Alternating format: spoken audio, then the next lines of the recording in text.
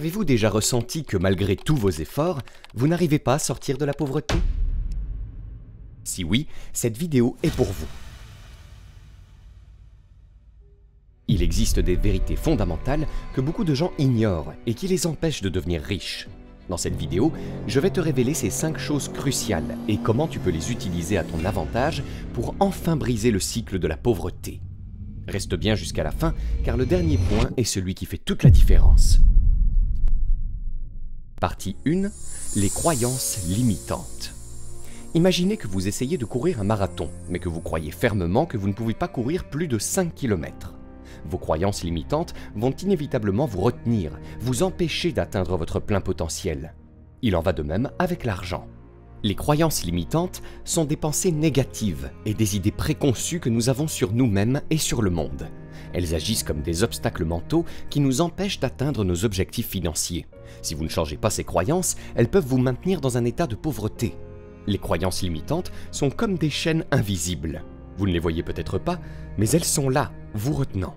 Par exemple, des croyances telles que « l'argent est la racine de tous les maux »,« je ne mérite pas d'être riche » ou encore « je n'ai pas les compétences nécessaires pour réussir financièrement » sont profondément enracinées en nous. Elles influencent notre comportement, nos décisions et finalement notre succès ou notre échec financier. Prenons la croyance « l'argent est la racine de tous les maux ». Si vous croyez profondément que l'argent est mauvais, inconsciemment, vous repousserez toute opportunité de gagner plus d'argent ou de réussir financièrement, car vous ne voudrez pas être associé à quelque chose de mauvais. Cette croyance peut vous faire saboter vos propres efforts. Par exemple, refuser une promotion, éviter les investissements, ou même dépenser de l'argent de manière irresponsable pour se débarrasser rapidement de ce mal. Personnellement, j'avais l'habitude de croire que l'argent était difficile à gagner, et encore plus difficile à garder. Cette croyance m'a maintenu dans un état de peur et de précarité financière. Ce n'est que lorsque j'ai commencé à changer ma perspective et à voir l'argent comme une opportunité de créer de la valeur et d'aider les autres que j'ai commencé à voir des changements positifs dans ma vie financière. Des études psychologiques montrent que les croyances limitantes peuvent avoir un impact significatif sur nos comportements et nos résultats financiers. Une étude publiée dans le Journal of Financial Therapy a révélé que les personnes ayant des croyances limitantes sur l'argent ont des niveaux de revenus et d'épargne inférieurs à ceux qui ont des croyances positives. Voici 4 techniques simples pour surmonter vos croyances limitantes. Identifiez vos croyances limitantes. La première étape pour surmonter ces croyances est de les identifier. Prenez le temps de réfléchir à ce que vous pensez de l'argent et de votre capacité à en gagner. Écrivez ces pensées et évaluez si elles sont vraiment vraies ou simplement des perceptions erronées. Remplacez-les par des croyances positives. Une fois que vous avez identifié vos croyances limitantes, travaillez à les remplacer par des croyances positives. Par exemple, au lieu de penser « l'argent est la racine de tous les maux », remplacez cette pensée par « l'argent est un outil qui peut être utilisé pour le bien ». Faites des affirmations positives une pratique quotidienne. Cherchez des preuves du contraire. Trouvez des exemples de personnes qui ont réussi financièrement tout en étant éthiques et altruistes. Cela vous aidera à voir que l'argent et la réussite peuvent être des forces positives. Visualisation. Utilisez la visualisation pour imaginer un futur où vous avez surmonté ces croyances limitantes et où vous vivez dans l'abondance. La visualisation peut reprogrammer votre esprit pour accepter de nouvelles croyances et attitudes. Partie 2. Ne pas investir dans toi-même. Imagine que tu as un jardin. Si tu ne plantes rien, tu ne récolteras rien. Ton esprit et tes compétences sont comme ce jardin. Si tu ne les cultives pas, tu n'auras rien à récolter. Investir en soi-même est l'un des investissements les plus rentables que l'on puisse faire. Pourtant, beaucoup de gens négligent cette étape cruciale et se demandent pourquoi ils ne voient pas de progrès dans leur vie financière.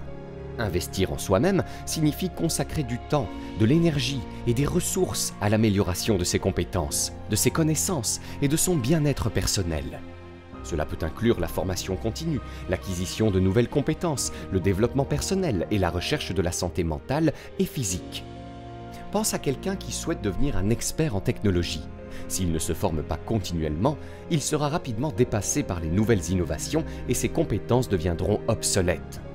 Sans investissement personnel, il est difficile de progresser, d'obtenir des promotions ou de créer des opportunités financières. Personnellement, j'avais du mal à avancer dans ma carrière jusqu'à ce que je décide de suivre des cours en ligne pour améliorer mes compétences. Non seulement cela m'a permis de gagner ma vie sur Internet, mais cela a également boosté ma confiance en moi. Des études montrent que les personnes qui investissent régulièrement en elles-mêmes ont un revenu supérieur de 20 à 30% par rapport à celles qui ne le font pas. Voici quelques techniques faciles à appliquer pour investir en toi-même. Formation continue. Inscris-toi à des cours en ligne ou à des ateliers. Chez S'enrichir, nous proposons des formations pour t'aider à cela. Tu as d'ailleurs un cours gratuit dans la description de cette vidéo pour générer des revenus avec YouTube. Lecture. La lecture de livres sur le développement personnel et professionnel est une excellente manière d'acquérir de nouvelles connaissances. Des livres comme Père riche, Père pauvre de Robert Kiyosaki ou Réfléchissez et devenez riche de Napoleon Hill sont des incontournables. Mentorat. Trouve un mentor qui peut te guider et te donner des conseils précieux. Le mentorat peut t'aider à éviter les erreurs courantes et à progresser plus rapidement. Santé et bien-être. Prendre soin de ta santé physique et mentale est essentiel. Un esprit et un corps sains sont plus productifs et créatifs. Fais de l'exercice régulièrement, médite et prends le temps de te détendre. Réseautage. Participe à des événements de réseautage et des conférences. Rencontrer des professionnels de ton domaine peut t'ouvrir des portes et t'inspirer. Avant de passer au troisième point de cette vidéo, abonne-toi à cette chaîne et mets un like maintenant si tu veux avoir de la chance ces 30 prochains jours. Essaye, tu verras. Partie 3. La gestion de l'argent. La gestion de l'argent est essentielle pour construire et maintenir la richesse. Sans une bonne gestion, il est facile de dépenser plus que ce que tu gagnes, ce qui te laisse toujours à court. Dans cette section, nous allons explorer les bases de la gestion de l'argent et comment tu peux éviter de rester pauvre pour toujours. Imagine que tu as une fuite dans ta maison. Peu importe combien d'eau tu verses dans un seau, il se videra toujours si tu ne répares pas la fuite. Il en va de même pour l'argent. Si tu ne sais pas le gérer, il s'écoulera comme de l'eau. La gestion de l'argent implique la planification et le contrôle de tes finances personnelles pour maximiser ton revenu et réduire tes dépenses. Cela inclut la budgétisation, l'épargne, l'investissement et la gestion des dettes. Pense à quelqu'un qui gagne un bon salaire mais qui dépense sans compter. Sans budget, cette personne risque de se retrouver avec des dettes importantes et peu d'économies.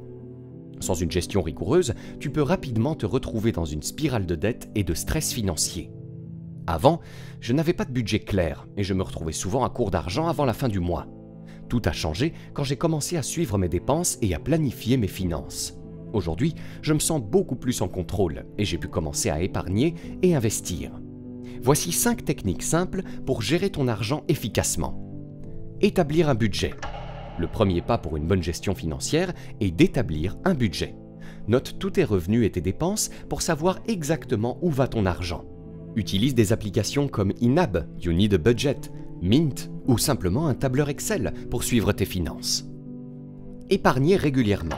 Fixe-toi des objectifs d'épargne et mets de l'argent de côté chaque mois. Même une petite somme épargnée régulièrement peut faire une grande différence sur le long terme. Automatise tes épargnes en programmant des virements automatiques vers ton compte d'épargne. Réduire les dépenses inutiles. Analyse tes dépenses pour identifier les coûts inutiles. Réduire les dépenses superflues peut libérer une partie importante de ton revenu. Utilise la règle des 30 jours pour les achats importants. Attends 30 jours avant d'acheter quelque chose pour voir si tu en as vraiment besoin. Gérer les dettes. Si tu as des dettes, élabore un plan pour les rembourser. Commence par les dettes avec les taux d'intérêt les plus élevés. Utilise la méthode de la boule de neige pour rembourser tes dettes. Commence par la plus petite et avance progressivement. Investir judicieusement. Une fois que tu as une épargne solide et que tes dettes sont sous contrôle, commence à investir pour faire fructifier ton argent. Diversifie tes investissements pour réduire les risques et consulte des professionnels si nécessaire. Partie 4. Ne pas avoir de réseau. Imagine que tu veux grimper une montagne. C'est beaucoup plus facile si tu as un guide et des compagnons de route. Il en va de même pour atteindre le sommet du succès financier. Si tu n'as pas de réseau, tu risques de stagner et de manquer d'opportunités cruciales. Avoir un réseau solide est essentiel pour découvrir des opportunités, apprendre des autres et trouver du soutien en cas de besoin. Dans cette section, nous allons explorer pourquoi un bon réseau est crucial et comment tu peux le développer pour ne pas rester pauvre pour toujours. Selon une étude de LinkedIn, 85% des emplois sont pourvus grâce au réseautage. Cela montre à quel point les connexions peuvent être cruciales pour le succès professionnel. Ton réseau peut inclure des amis, des collègues, des mentors, des investisseurs et des experts dans ton domaine. Ces relations peuvent t'ouvrir des portes et t'aider à avancer dans ta carrière ou tes projets professionnels. Sans réseau, tu risques de manquer d'informations précieuses, de contacts clés et de soutien émotionnel, ce qui peut ralentir ta progression ou même conduire à l'échec. Si tu veux te construire un réseau, voici 5 façons d'y parvenir. Participer à des événements de réseautage. Assiste à des conférences, des ateliers et des réunions professionnelles dans ton domaine. Ces événements sont des opportunités idéales pour rencontrer de nouvelles personnes et élargir ton réseau. Prépare des cartes de visite et sois prêt à parler de tes projets et de tes objectifs de manière concise et engageante. Utilisez les réseaux sociaux professionnels. LinkedIn est une plateforme puissante pour le réseautage professionnel. Connecte-toi avec des personnes de ton secteur, rejoins des groupes de discussion et participe à des conversations pertinentes. Un conseil, entretiens régulièrement ton profil LinkedIn et partage du contenu pertinent pour rester visible auprès de ton réseau. Cherchez des mentors. Trouve des mentors qui peuvent te guider et te donner des conseils précieux. Un mentor expérimenté peut t'aider à éviter les erreurs courantes et à accélérer ta progression. Sois proactif dans ta recherche de mentors et montre que tu es sérieux et engagé dans ton développement professionnel. Aider les autres. Le réseautage est une rue à double sens. Offre ton aide et ton expertise à ceux qui en ont besoin. Cela renforcera tes relations et augmentera la probabilité que les autres te rendent l'appareil. Pratique l'écoute active et sois toujours prêt à offrir des conseils ou un soutien lorsque c'est possible. Participer à des projets collaboratifs. Travailler sur des projets avec d'autres professionnels te permet de créer des liens solides et de montrer tes compétences en action. Implique-toi dans des associations professionnelles, des clubs ou des initiatives communautaires liées à ton domaine. Partie 5. La peur du risque. La peur du risque est une des principales raisons pour lesquelles beaucoup de gens n'atteignent jamais leur plein potentiel financier. Dans cette section, nous allons explorer comment cette peur peut te retenir et comment tu peux la surmonter pour ne pas rester pauvre pour toujours. La peur du risque est une réaction naturelle face à l'incertitude et à la possibilité d'échec. Cependant, cette peur peut devenir un obstacle majeur si elle t'empêche de saisir des opportunités. Prendre des risques calculés est essentiel pour la croissance personnelle et financière. Cela inclut des décisions comme investir dans des actions, lancer une entreprise ou changer de carrière. Imagine une personne qui a une idée innovante pour une start-up, mais qui a trop peur de quitter son emploi stable pour la lancer. En restant dans sa zone de confort, elle peut manquer une opportunité de succès énorme. En évitant les risques, tu te prives des possibilités de gains substantiels et tu restes confiné dans une situation qui ne permet pas la croissance. Une étude de la Harvard Business School a révélé que les entrepreneurs qui prennent des risques calculés ont une probabilité de succès beaucoup plus élevée que ceux qui évitent les risques. Pour surmonter la peur du risque et la peur de l'échec, voici 5 techniques infaillibles. Évaluer les risques. Avant de prendre une décision risquée, fais une analyse approfondie des avantages et des inconvénients.